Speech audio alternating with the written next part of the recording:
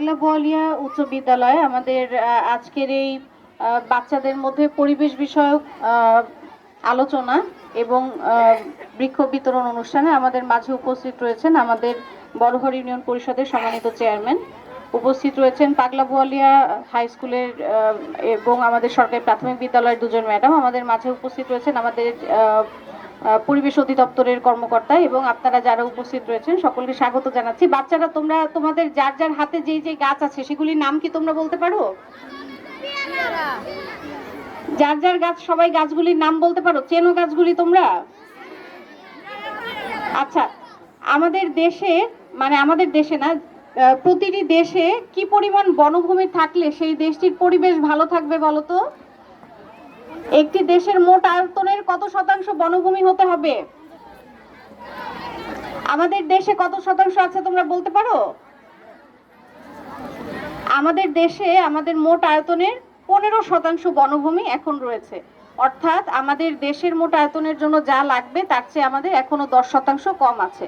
কারণ আমাদের কিন্তু প্রতিনিয়ত এই যে আবাসিক বিভিন্ন প্রতিষ্ঠান বাড়ছে, বাড়িঘর করে জমি ব্লক হয়ে যাচ্ছে, তারপরে বিভিন্ন ইন্ডাস্ট্রি হচ্ছে, শিল্প কলকারখানা হচ্ছে, এজন্য কিন্তু আমাদের কৃষি জমি এবং আমাদের বনভূমি একেবারেই নির্মূল হয়ে যাচ্ছে, যেটি আমাদের পরিবেশের জন্য ক্ষতিকর।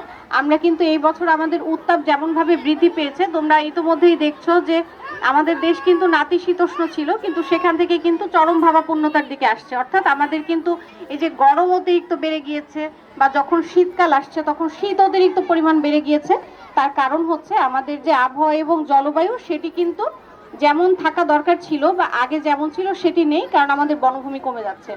সেজন্য তোমরা যারা আমাদের পরবর্তী প্রজন্ম, তোমাদেরকে আমরা গাছ এজন্য দিচ্ছি যাতে করে তোমরা আমাদের এই যে পরিবেশের প্রতি আমাদের ভালোবাসাটাকে তোমরা বুকে ধারণ করো এবং এই গাছগুলিকে যত্ন নেওয়ার মাধ্যমে আমাদের বনভূমি বাড়ানোর জন্য আমাদের গাছের সংখ্যা যাতে আমাদের দেশে বাড়ে এবং আমাদের দেশের পরিবেশের যে ভারসাম্য রয়েছে এটি যাতে ফিরে আসে, সেজন্য যাতে তোমরা কাজ করো।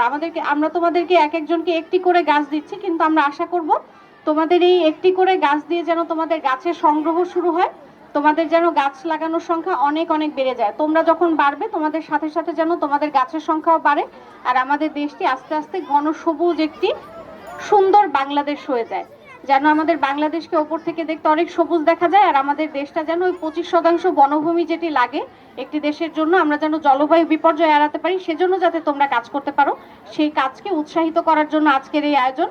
তোমাদের প্রতি অনুরোধ থাকবে তোমরা যে গাছটা আজকে নিয়ে যাচ্ছ তাকে তোমরা মায়া করবে, যত্ন করে বড় করবে এবং এই দেশটিকে সুন্দর করার জন্য তোমরা এই সবুজটুকুকে মনে ধারণ করবে। তোমাদের সকলের প্রতি এই আহ্বান রেখে আজকে এই সুন্দর আয়োজনের জন্য আমাদের পরিবেশ অধিদপ্তর সিরাজগঞ্জ শাখাকে ধন্যবাদ জানিয়ে এবং আমাদের চেয়ারম্যান মহোদয়কে ধন্যবাদ জানিয়ে আমি আমার বক্তব্য শেষ করছি। জয় বাংলা। গাছটার যত্ন নিতে হবে তো, সবাই যত্ন নেবে, বেঁচে থাকবে গাছটা। গাছ কিন্তু যত্ন বোঝে, তোমরা যত্ন নেবে, ঠিক আছে? ভালো থাকবে সবাই।